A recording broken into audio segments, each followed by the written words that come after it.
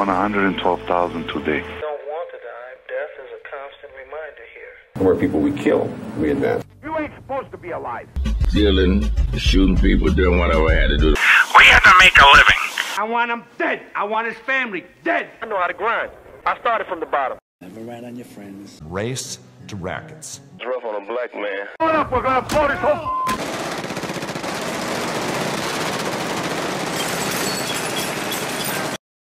What's going on, people? Welcome to Members Only. Tonight we're taking it back to Harlem. Now, there's a player born every day from watching the ones that done it before them. You have some people that looked up to Rich Porter in the game. Rich Porter had an OG himself. He looked up to LA. And of course, LA had someone he looked up to, which was West Indian Chuck.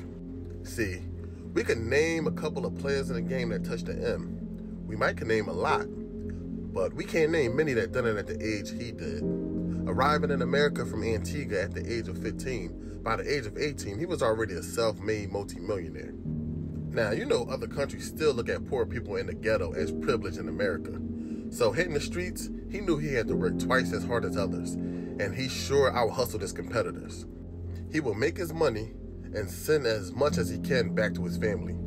Now, in the 1970s, his people was getting work from Frank Matthews. He actually developed a relationship with Frank Matthews, not just for business purposes, but they would take trips together. He would be in the same circle as Nicky Barnes, at the table with some New York heavyweights. Now, you might say to yourself, oh, I never heard of him. Well, that means he did a good job. We wasn't supposed to hear about him. The objective was to get money, enjoy your run, and to take care of the family. Now, if you know what Frank Matthews and Nicky Barnes sold, then you know what Chuck was moving. He had his product stamped with his own brand.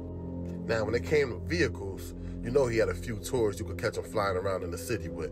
He had a convertible Rolls Royce parked outside of his Long Island mansion. Yeah, this was a time period when drug dealers actually had something to show. Nowadays, people just look like money. These dudes actually had it. During that time, entertainers that was famous wasn't seeing the amount of money these dudes were getting. You had entertainers wanting to hang around these dudes and could reach out to borrow money if they were in a jam. Now, imagine your favorite boxer or singer asking you for some money. No, but he really took care of everyone. He didn't have a problem giving people on the street money for food. He didn't have a problem pulling over and busting it up with people. He showed love no matter who you were. Now, as he got a little older, he was tapping into some investments. You know, eventually you have to be on your grown man. He had real estate, and he was building a village in Antigua.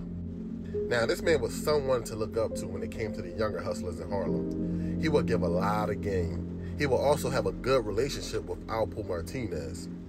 Now, at this point, the money on the street wasn't the same for most people. A lot of dudes was hurting from the fact that everyone wasn't investing. Many thought the fast money was going to last forever. You don't really think about it until it's too late. Now, on Christmas Day, 1989, he was sitting in the silver 560 Benz. He was shot and robbed of $650,000 in cash. He passed away at the age of 39. Now, the person that gets you out of here is never the enemy. It's usually someone that could get close to you. So watch out, people.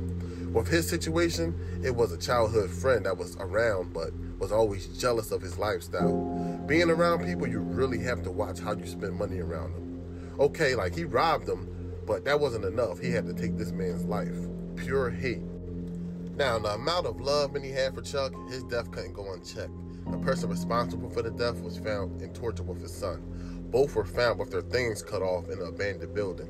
Some people say their things were shoved in their mouth. And this was a dark time for Harlem.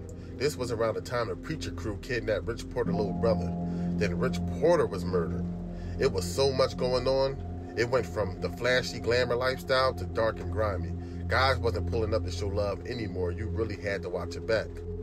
Now, when the police went into his home after his death, they recovered $12 million in cash. If you ask the family, they just knew it was more money than that. They can guarantee that it was way more money than that. And you know, they knew that the cops pocketed some of the money. But my question is, what was law enforcement doing in his home? Was he under investigation? Did they have a warrant? Most likely. But, you know, that's it for tonight, people. We're eventually going to cover every street legend that done it big in the street, so please be patient. Shout out to all my supporters. If you're new, please subscribe and turn your notifications on so you don't miss out on the new content. Check out my playlist and zone out. Hopefully this keeps the youngins out of trouble. But hit the like button, show love in the comments. I'm out.